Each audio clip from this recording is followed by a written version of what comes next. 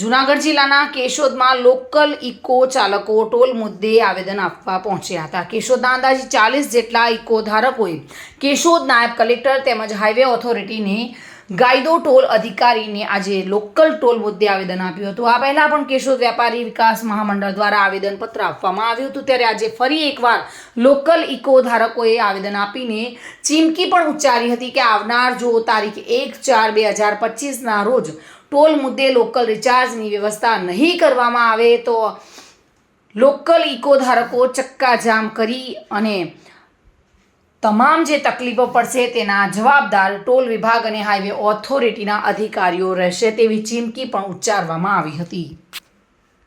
મારું નામ પ્રતાપ રાઠોડ, કેશોદ ગાડી ઇકો.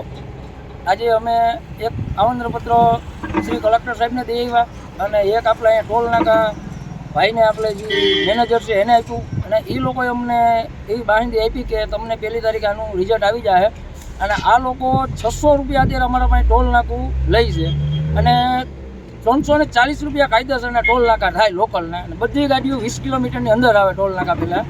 તો આ લોકો અત્યારે એમ કહેવા માગે કે અમે તમને 1 તારીખે આનું રિઝલ્ટ આપશું.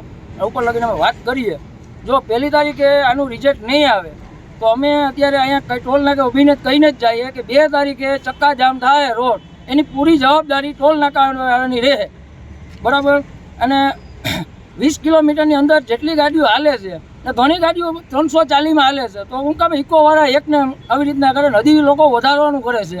અને પ્લસ કે એ 1 તારીખથી 1 તારીખનું કહે છે, કોઈ ગાડી બહાર ગઈ કે કોઈ ગાડી ખોટકાણી 15 દી લગી ગાડી ઘરે પડી અને એ લોકો 25 તારીખે એમ થાય કે હાલો આપણે ગાડી પાટે ચડાવી છે તો ગાડી પાટે 25 તારીખે ચડાવે તો પાછા 1 તારીખે એ લોકોને 600 રૂપિયા દેવાના.